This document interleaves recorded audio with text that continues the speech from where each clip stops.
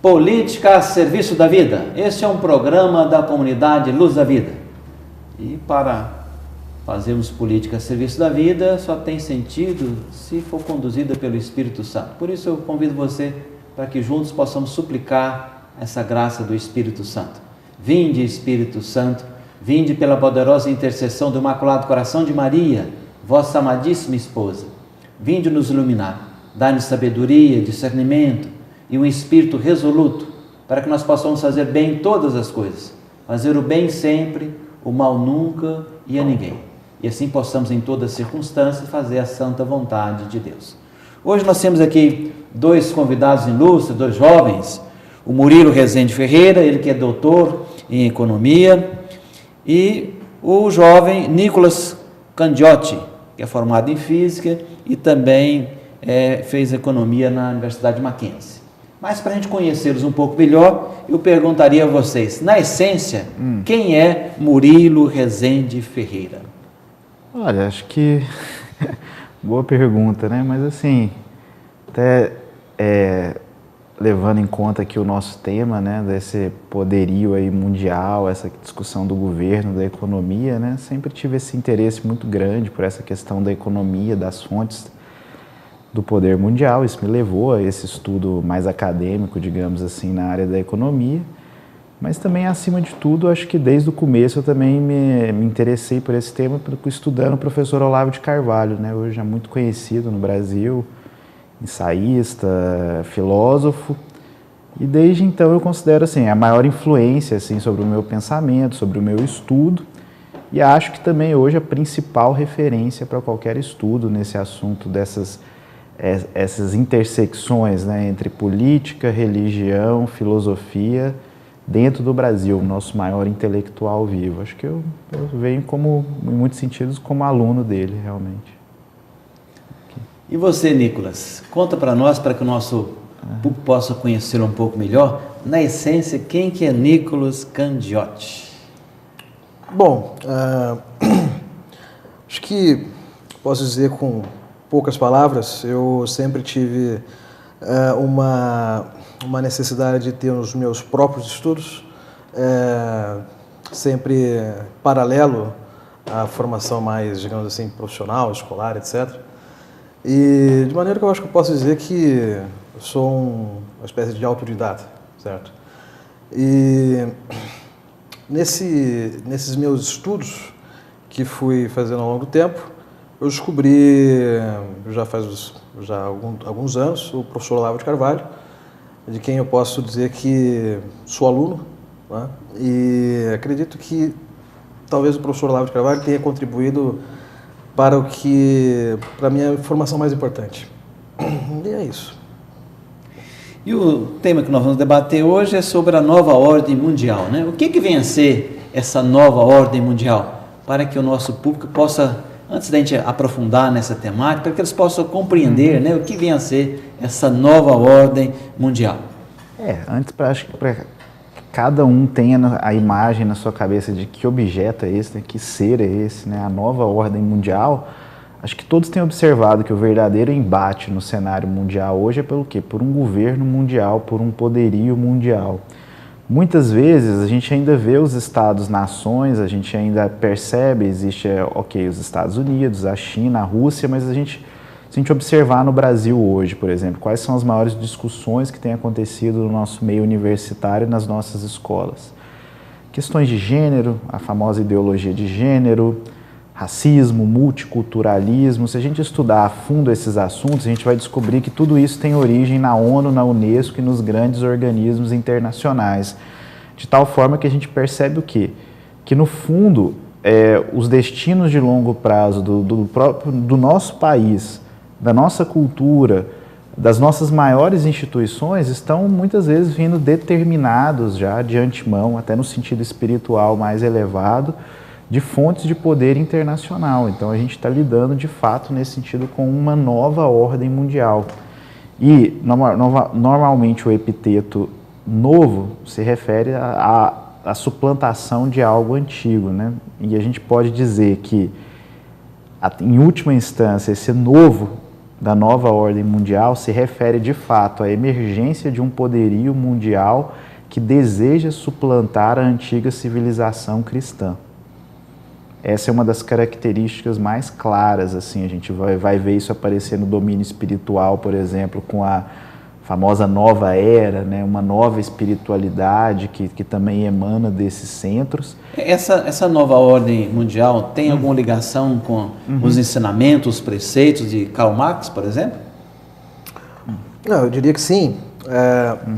Acredito que, na verdade, a gente pode dizer o seguinte: muito do que se discute hoje em dia em termos de economia, em termos de política, etc., bom, isso daí tem origem, certamente, em vários ramos do movimento revolucionário.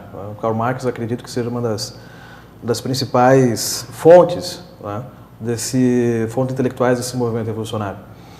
Mas já acredito que, desde o século XIX, a gente pode pensar numa confluência de fontes intelectuais. Então, a gente tem aqui, por exemplo, os escritos do Karl Marx, por exemplo, também o próprio movimento saint-simoniano do século XIX, enfim, uma série de outras fontes que têm por objetivo a criação de um Estado global, né? Então, acredito que esse objeto, que hoje a gente pode chamar de nova ordem mundial, é um movimento que faz uma síntese de uma série de outros movimentos, de uma série de outras correntes de pensamento político, econômico, científico, para tentar criar um Estado global, uma sociedade, digamos assim, fabricada, artificial, né, sobre determinados, como diria o Aldous Huxley, do autor do Admirável Mundo Novo, criar uma ditadura onde a humanidade estaria ali, digamos assim, presa sobre determinados princípios científicos, etc. E a gente deve lembrar que uma das coisas que caracteriza o pensamento de Karl Marx e a prática política, né, do todo o movimento comunista é o famoso o quê? O famoso internacionalismo, né? Desde o começo eles dizem o quê? Olha, o destino do proletariado é exterminar as nações, acabar com essas distinções nacionais e unificar a humanidade num novo regime econômico e social. Então, essa proposta de governo mundial, de um poderio mundial que unificaria a humanidade, ela é central no pensamento marxista desde o começo. Mas a gente deve lembrar que, assim, olha, o movimento marxista, ele é um pedaço de uma corrente muito maior, como o Nicolas colocou aqui, do que de uma coisa que a gente pode chamar do movimento revolucionário. Digamos assim, uma das características centrais desse movimento revolucionário foi resumida naquela estrutura básica do pensamento hegeliano, né, o grande professor de Marx, né, que todo o processo da realidade, tudo que acontece no mundo, inclusive as transformações sociais, seguiriam um esquema o quê? Você tem uma tese, uma proposição positiva, algo que se afirma, você nega aquilo, né, numa antítese, e posteriormente você vai ter que sintetizar, né, buscar aquilo que tinha sido afirmado no começo e a negação, elas vão se reunir novamente num tipo de síntese mais elevada. Da perspectiva desse pensamento, a tese inicial era a sociedade cristã. Se a gente pensar nesse sentido, a igreja, o papel que ela tinha na Europa anteriormente, era um papel espiritual e um papel de fato, ficar acima dos governos. E hoje, em termos de Brasil, como é que a gente poderia enxergar na história do Brasil esse movimento, tendo em vista essa nova ordem mundial que se preconiza já em várias nações, né? Você no sentido de ter um governo único, uma economia única, a mesma moeda e assim por diante, né? Como é que conexão nós podemos fazer com a história do Brasil e este movimento, na visão de vocês? Olha, eu acredito que a grande conexão hoje que a gente entende entre marxismo, nova ordem mundial, vindo dos grandes organismos internacionais, ONU, Unesco e o Brasil hoje, é muito visível no que a gente chama do quê? De marxismo cultural, né? Que hoje, por exemplo, você teve rodadas de negociação de livre comércio, acordos de livre comércio recentes, onde uma das imposições para você ter esses acordos bilaterais de livre comércio, que vem desses organismos internacionais, foi o quê? Vocês vão ter que implantar a ideologia de gênero no seu sistema educacional. Pois é, mas na história do Brasil, quando isso começou? Foi lá Já começou em 1500, com o descobrimento do Brasil, por exemplo? Não, certamente não, porque a própria ideia da teoria de gênero, da ideologia de gênero, né, isso daí tem uma história muito específica. Isso daí, se não me engano, começa logo no início do século XX. Esqueci-me agora qual autora que trabalha com esse tipo de coisa. Mas estava baseando-se em Karl Marx, né? O próprio Marx diz o seguinte, assim, olha, para destruir, né, isso nos últimos escritos do Marx, para você destruir, então, esse sistema capitalista, né, era preciso que você atacasse alguns pilares importantes. Né? Isso daqui já está, o próprio Marx ele já afirma isso, que é você destruir, primeiro, você tem que destruir aqui a religião que fornece a estrutura para a sociedade, onde o capitalismo vai funcionar. Seria a religião e a família? A religião e a família, exatamente. Então você vê que a teoria de gênero, ela é uma teoria, uma ideologia de gênero, ela existe para um fim específico, que é destruir a família. Então isso tem um lugar na história. Então as primeiras estratégias que entram em ação, digamos assim, com relação à ideologia de gênero, eu acredito que remontam aí ao início do século XX. Vamos pegar agora nesse ponto, você remonta do início do século XX, como foco principal, pelo que eu pude perceber, é destruir a família, não é isso? Bom, então o que nós podemos fazer para criar, digamos, uma ou melhor, para fortalecer a família? Que cada um de nós, o nosso telespectador que está nos acompanhando, o que ele também pode fazer no sentido de fortalecer a família, começando pela sua família, a minha família, aquilo que está ao nosso redor? Acho que a gente primeiro deve entender, assim, que sentido, por que esse movimento, né, que tanto tem um braço comunista, um movimento revolucionário comunista, quando tem um braço de grandes famílias de banqueiros, de organismos internacionais, por que eles se opõem tanto à família como projeto de poder, digamos assim, como algo que deve ser extirpado da sociedade para que eles possam imperar? A gente deve lembrar o quê? Que na escala da história só continua tendo uma influência contínua, o que a gente pode chamar o quê? De agente histórico. O que é um agente histórico?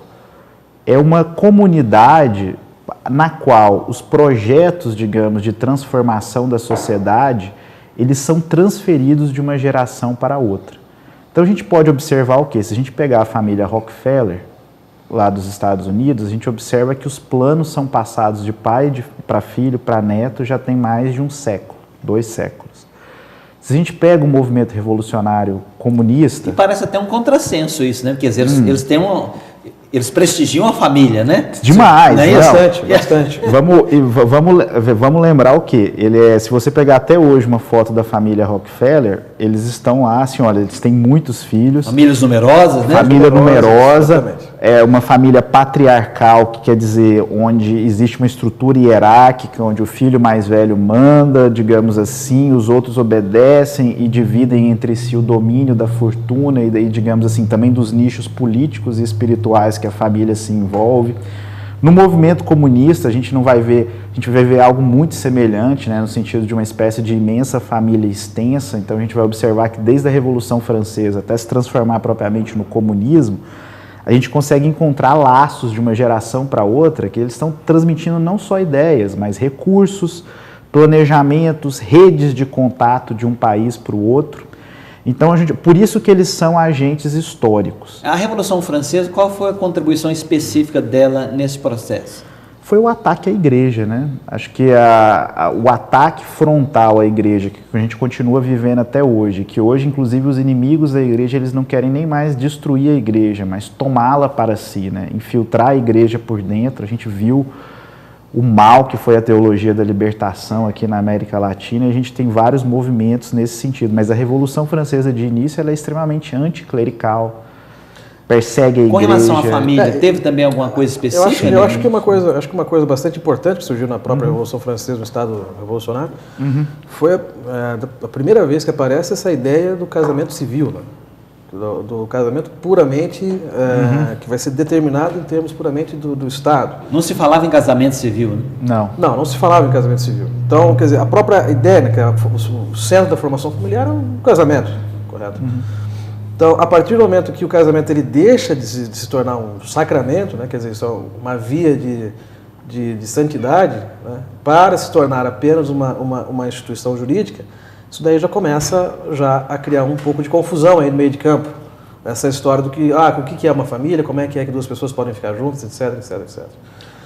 E você já teve na Revolução Francesa, você já teve esse fenômeno do libertinismo sexual, né? Então a gente pode considerar, podemos concluir nesse aspecto que, digamos, a ideologia de gênero seria, digamos, o ápice da estratégia deles para destruir a família? Sim, se a gente observar, já existiam pensadores na época da Revolução Francesa que, dentro dessa perspectiva de que a propriedade é um roubo, de que a estrutura social ela é completamente injusta, que eles diziam o que? Olha, e o cerne dessa injustiça é a família. No fundo, aquela família cristã, muitas vezes idealizada, não estaria, não é nem que ela não estaria à altura do ideal, mas é que o ideal seria falso e que, no fundo, a família seria o quê? Meramente um instrumento de controle da mulher, da propriedade, e que para que se surgisse uma sociedade nova, você deveria abolir a família. Essa ideia já aparece na Revolução Francesa, com muitos utopistas, as primeiras feministas já aparecem nessa época, elas já falam claramente. Para criar uma nova ordem, para criar uma nova sociedade melhor, a gente precisa abolir a família. Para criar uma nova ordem, uma nova sociedade, nós precisamos abolir a família. E nós precisamos, então, levantar pontos que possam valorizar a família. Nós vamos agora para um breve intervalo e voltamos já. Política a serviço da vida. Este é um programa da comunidade Luz da Vida.